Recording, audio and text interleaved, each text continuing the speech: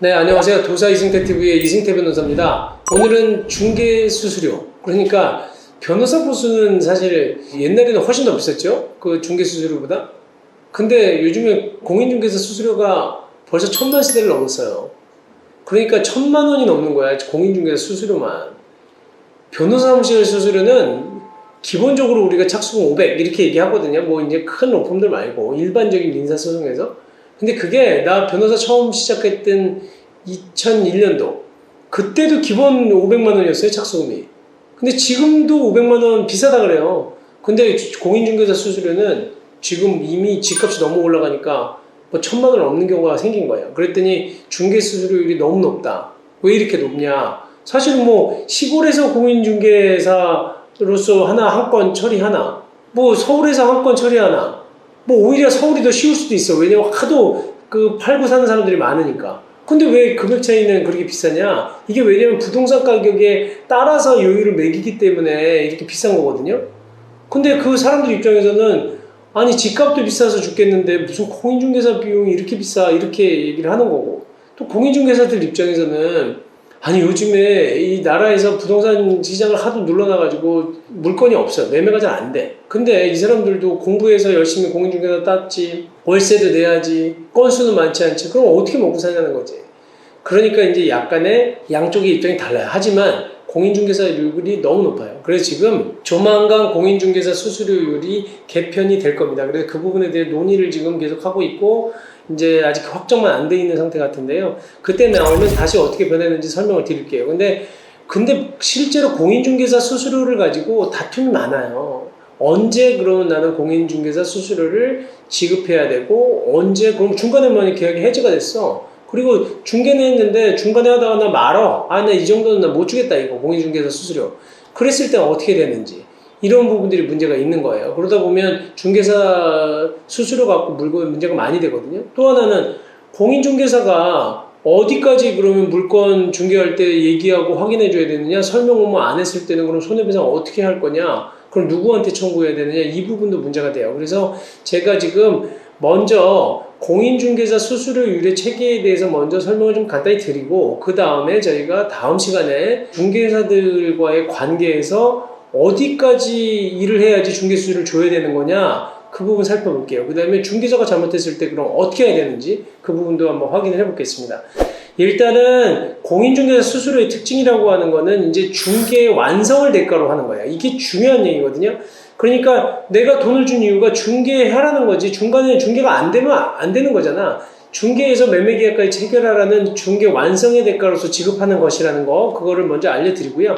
공인중개사 보수 요율을 좀 살펴볼 건데요. 이게 매매의 경우랑 임대차의 경우가 좀 다릅니다. 한번 구체적으로 볼게요. 그래서 매매나 교환의 경우에는 5천만 원 미만인 경우에는 중개수수료 상한율이 0.6%입니다. 그 다음에 5천만 원 이상 2억 원 미만인 경우에는 0.5%, 그 다음에 2억 원 이상 6억 원 미만인 경우에는 0.4%, 6억 원 이상 9억 원 미만인 경우에는 0.5%, 그 다음에 9억 원이 넘는 경우에는 0.9% 내에서 공인중개사가 정한 공인중개사율과 그 다음에 의뢰인 간에 서로 협의해서 결정하도록 돼 있어요.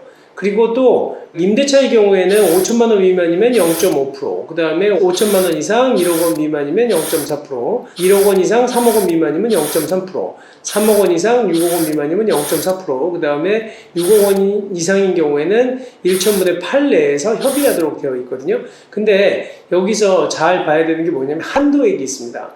무슨 얘기냐면 매매의 경우에도 5천만 원 미만이면 한도액이 25만 원을 넘으면 안 돼요.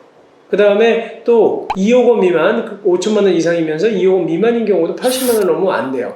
왜 이런 한도액을 또 만들어놨냐면 역전되기 때문에 그래. 무슨 얘기냐면 예를 들어서 1억 9천이면 만약에 0.5%를 해야 되잖아요. 그러면 거의 이게 100만 원 미만 정도 되거든요. 근데 이게 사실은 2억 원 이상인 경우에 0.4%다 보니까 2억 원 이상인 경우에도 0.4%라면 80만 원밖에 안 돼요.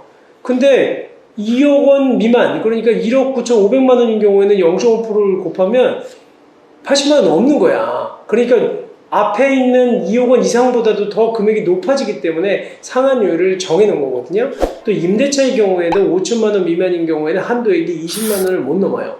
그 다음에 1억 원 미만인 경우에는 또 30만 원을 넘으면 안 되고, 그래서 이런 한도액을 마련해 놓고 있는 겁니다. 그러면 만약에 예를 들어서 우리가 월세의 경우에 그럼 어떻게 계산하는지 다시 한번 확인해 볼게요. 전세는 뭐 전세금으로 하면 되니까 월세는 보증금 플러스 월차임 곱하기 100을 해요. 그래서 이때 계산된 금액이 5천만 원 미만이게 되면 지금 상한율을 5천만 원 미만의 상한율인 그 0.5%, 그 다음에 한도액 20만 원으로 한다는 거예요. 그러니까 여기서 주의해서 알아두셔야 될 건 월세인 경우에는 보증금에다가 월차임 곱하기 100 한 걸 더하는 거예요. 그러니까 예를 들어서 월차임이 뭐 만약에 70만 원이다. 그럼 70만 원 곱하기 100 하잖아요. 그러면 7천만 원, 거기에다가 보증금 플러스 하면 이제 그 금액이 나오는 거죠. 그래서 이렇게 계산을 하면 된다는 거고요. 오피스텔의 경우에는 기본적으로 전용 면적이 85제곱미터 이하인 경우에는, 매매의 경우에는 상한율이 0.5%, 그 다음에 임대차는 0.4%예요.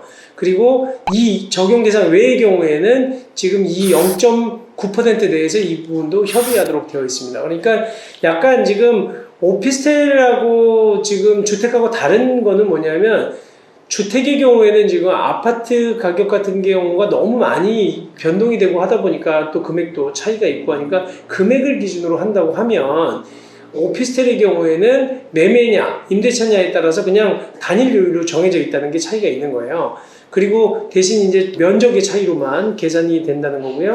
그 다음에 주택이나 오피스텔 외의 경우에는 나머지 토지나 상가의 경우에는 0.9% 내에서 알아서 협의해서 정하라라는 겁니다. 그러다 보니까 이런 부분이 이제 중개수수료율이 너무 높아가지고, 지금 보시면 뭐 9억 원 이상인 경우에는 지금 0.9% 내에서 정하라 그랬잖아요. 근데 지금 이 30억이 되잖아, 강남의 아파트가. 그러면 이게 금액이 얼마예요? 0.9%만 해도 뭐 금액이 30억이면 무려 2,700만 원까지도 올라가는 거예요. 그러니까 이거는 너무 높아지니까 부담스럽다는 거지. 그래서 이 부분에 대해서 그 집값이 상승하면서 공인중개사 하는 일은 똑같은데 보수만 많아진 거잖아. 그러니까 이 부분을 지금 개편 논의가 계속 있는 겁니다. 그래서 2016년도에 매매 가격이 이게 도곡렉스 아파트예요, 강남구에. 이 아파트가 13억 3천만 원이었어요. 근데 2021년도에 28억 6천이 됐어. 그러다 보니까 이 당시 중개수수료를 따져보니까 2016년도에는 1197만 원이었거든요. 근데 지금은 2570만 원이 된 거야. 2배가 넘게 뛰었죠. 그러다 보니까 이 여러 가지 이제 안이 나왔습니다. 그래서 권익위원회에서 4가지 안을 만들어서 이걸 어떻게 개편할지를 갖다 논의를 했는데, 그 중에 이제 지금 주요하게 논의가 되고 있는 게 이제 국민권익위원회에서 2안으로 지금 가고 있거든요. 그러니까 뭐냐면 거래 구간별 누진 공제액에다가 일정 부분의 보수율을 갖다가 혼합해서 정하는 거예요. 그러니까 내용이 좀 어려운데 이 부분에 대해서 나중에 법이 정확하게 개정이 되면 그때 얘기를 드릴게요. 그러니까 결국은 복잡하게 뭐 매매랑 임대차에서 지금 뭐 누진 공제액을 두고 보수율을 정해서 구간도 더 넓히고 해서 한다고 하는데, 사실은 결국은 금액을 중개수수료를 낮추겠다는 거예요.